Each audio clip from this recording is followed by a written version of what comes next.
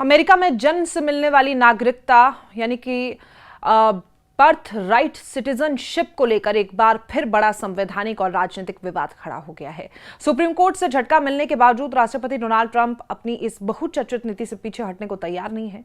उन्होंने अब 2 नए एग्जीक्यूटिव ऑर्डर पर हस्ताक्षर कर जन्म सिद्ध नागरिकता को दूसरे रास्ते से सीमित करने की कोशिश शुरू कर दी है। ट्रंप ने ओवल ऑफिस से ऐलान करते हुए कहा है कि यह कदम बहुत पहले उठा लिया जाना चाहिए था, लेकिन अब उनकी सरकार इस व्यवस्था में बदलाव लाने के लिए पूरी तरह प्रतिबद्ध है। दरअसल जून में अमेरिकी सुप्रीम कोर्ट ने ट्रंप प्रशासन की उस कोशिश को बड़ा झटका दिया है जिसमें जन्म के आधार पर मिलने वाली स्वतः नागरिकता को सीमित करने की योजना बनाई गई थी। अदालत ने साफ संकेत दिया था कि अमेरिका के संविधान के 14वें संशोधन यानी कि 14th अमेंडमेंट के तहत जन्म सिद्ध नागरिकता एक स्थापित संवैधानिक अधिकार है, लेकिन ट्रंप प्रशासन ने अब उसी लक्ष्य को हासिल करने के लिए एक नया कानूनी रास्ता तलाशने की कोशिश की। पहले एग्जीक्यूटिव ऑर्डर में उन गैर अमेरिकी नागरिकों की परिभाषा को सख्त किया गया है जिनके बच्चों को अमेरिका में जन्म लेने के बावजूद स्वतः नागरिकता नहीं दी जाएगी। इसमें ऐसे मामलों को शामिल किया गया जहां माता पिता में से किसी का संबंध किसी विदेशी सरकार से हो या किसी आतंकवादी संगठन से जुड़ाव हो, या फिर उसने अमेरिका में नागरिकता या इमिग्रेशन स्टेटस हासिल करने के लिए धोखाधड़ी या फर्जी दस्तावेजों का इस्तेमाल किया हो। ट्रंप प्रशासन का कहना है कि ऐसे मामलों में अमेरिकी नागरिकता का दुरुपयोग हो रहा है। इस पर रोक लगाना राष्ट्रीय सुरक्षा के लिए जरूरी है। दूसरा आदेश सीधे उस व्यवस्था पर निशाना साधता है जिसे बर्थ टूरिज्म कहा जाता है। इसका मतलब है कि कुछ विदेशी नागरिक, विशेषकर गर्भवती महिलाएं, केवल इस उद्देश्य से अमेरिका आती हैं कि उनका बच्चा अमेरिकी धरती पर जन्म ले और उसे स्वतः अमेरिकी नागरिकता मिल जाए। ट्रंप प्रशासन का आरोप है कि ये अमेरिकी कानून और इमिग्रेशन सिस्टम का सुनियोजित दुरुपयोग है। व्हाइट हाउस के वरिष्ठ सलाहकार स्टीफन मिलर ने कहा है कि बड़ी संख्या में लोग पर्यटक बनकर अमेरिका आते हैं, लेकिन उनका वास्तविक उद्देश्य अपने बच्चे को अमेरिकी नागरिक बनाना होता है। उनके अनुसार बाद में यही बच्चे अमेरिकी नागरिक होने के कारण शिक्षा, स्वास्थ्य, सामाजिक सुरक्षा और भविष्य में परिवार के अन्य सदस्यों को अमेरिका बुलाने जैसे कई अधिकार हासिल कर लेते हैं।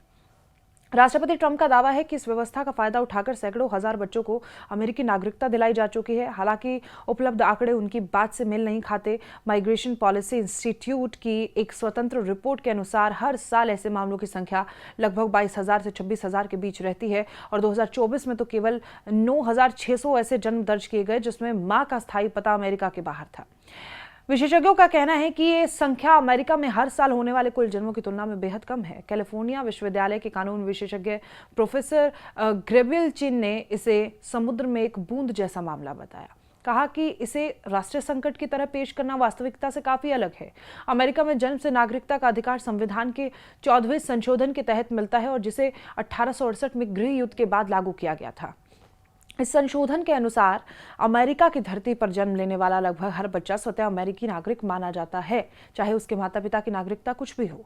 पिछले करीब 150 सालों से यही व्यवस्था लागू है और इसे अमेरिकी संविधान की सबसे मजबूत कानूनी गारंटियों में से माना जाता है। संवैधानिक विशेषज्ञों का मानना है कि राष्ट्रपति अपने अधिकारों का इस्तेमाल कर वीजा नियमों में इमिग्रेशन प्रक्रिया को सख्त बना सकते हैं, लेकिन केवल एग्जीक्यूटिव ऑर्डर के जरिए संविधान में दिए गए जन्मसिद्ध नागरिकता के अधिकार को समाप्त करना बेहद कठिन होगा। अगर कोई बच्चा अमेरिकी धरती पर जन्म ले चुका है तो उसकी नागरिकता खत्म करना संविधान की व्याख्या से जुड़ा विषय बन जाता है, जिस पर अंतिम फैसला अदालतें ही देंगी। कानूनी जानकारों का इस पर मानना है कि ट्रंप इन दोनों नए आदेशों को भी जल्द ही संघीय अदालतों में चुनौती दी जाएगी। नागरिक अधिकार संगठनों और इमिग्रेशन समूहों में पहले ही संकेत दिए जा चुके हैं कि अगर सरकार इन आदेशों को लागू करने की कोशिश करती है तो वो अदालत का दरवाजा खटखटाएंगे और ऐसे में जन्म सिद्ध अधिकार नागरिकता पर अमेरिका की बहस अभी खत्म नहीं हुई है, बल्कि अब एक नए कानूनी और राजनीतिक दौर में ये प्रवेश कर चुकी है। तो इस पर क्या होगा, इस पर नजर हमारी लगातार बनी हुई है और ऐसी तमाम खबरों के लिए आप देखते रहिए न्यूज़ 18 दिल्ली NCR का डिजिटल प्लेटफॉर्म।